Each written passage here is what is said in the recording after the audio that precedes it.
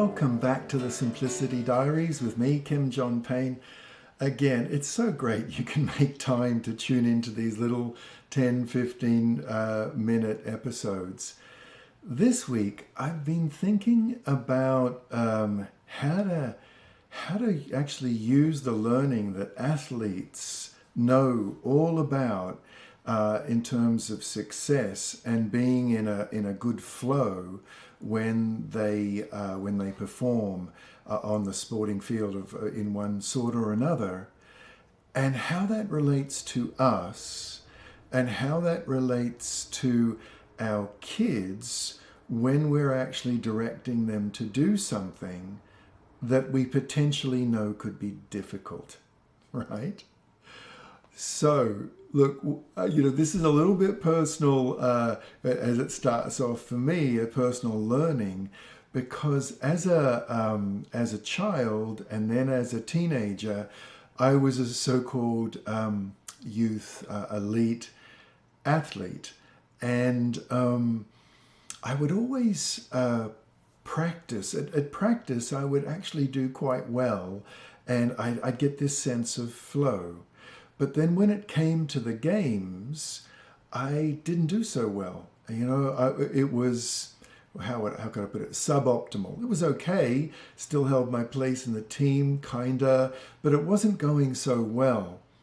Now in the, and because I was distracted, there were sometimes tens of thousands of people. As a youth team, we would play before the adult teams, the big national teams, and there were lots and lots of people. They hadn't necessarily come to see us, but we were a part of that club or a part of that state or country or whatever. And so there were lots of tens and tens of thousands of people screaming and shouting, and it was hard to take. Some kids could stay focused, and I wasn't one of them.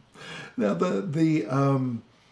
the senior team had a couple of sports psychologists, and one of them noticed me and approached me and taught me about visualization. They taught me of what I came to think of even back then, all those years ago, as picturing forward, as actually picturing forward, not getting caught up in the moment, but being able to actually see where the pass was going to go and then placing the pass there. You see athletes do it all the time. They're on the starting blocks, swimmers and runners, and they're picturing the race and they're picturing it forward.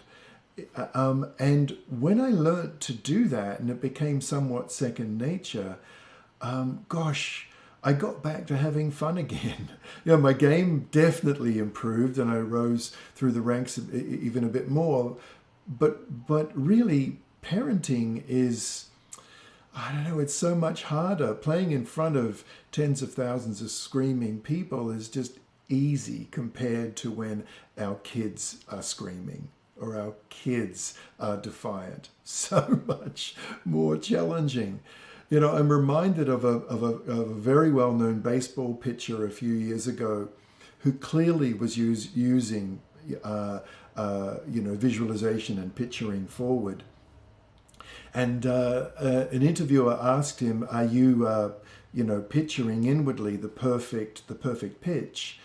And he said, "No. It was in a World Series. It was the final game."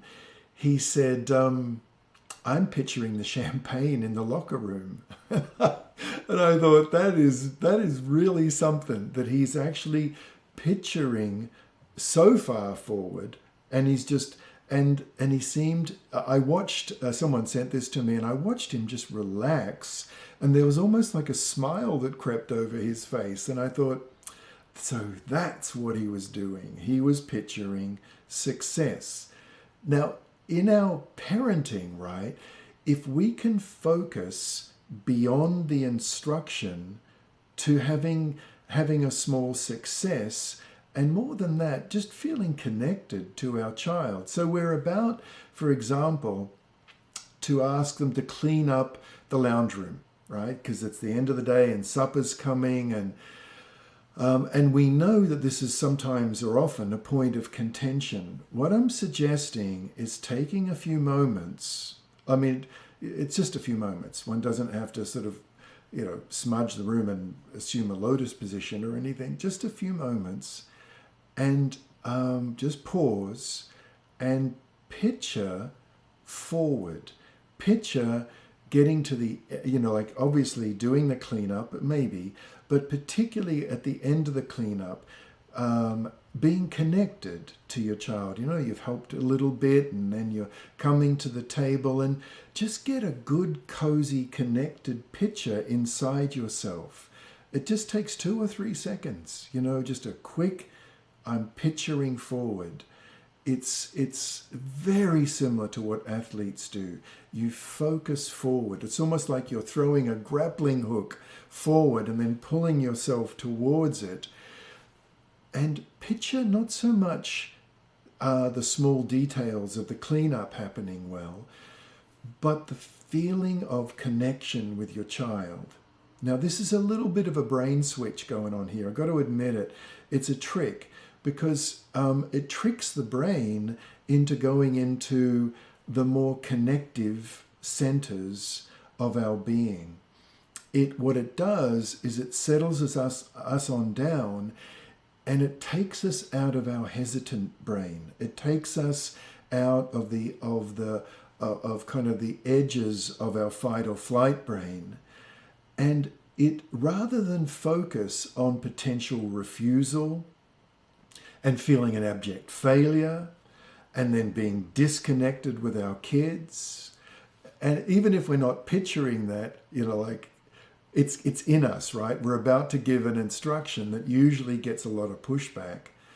Picture forward, picture beyond the pushback to where you're connected. Now, children, they sense it. I've talked often about the mirror neurons in their brain. Involuntarily, they pick this up. They know it, they sense it, they internalize it. Our kids do, they can sense when we're connected to them. And more importantly in this, or as importantly, we're connecting to ourselves. We're connecting to our own surety, our own authenticity, whatever we call it, but we're centering ourselves by that picturing forward. Now, this is not magic, you still get the pushback and so on, but you've set yourself off on a little bit of a different trajectory, because you've gone forward and you're not ready to react. You've given yourself a bit of space, to just a little bit of spaciousness, because you've actually pictured the child connecting with you. And let's say you get pushback, it's much more likely that we as parents would be then able to say something, words to the effect of, oh, it's hard, isn't it? Yeah, we cleaned up pretty well yesterday, but it's hard today. Oh dear.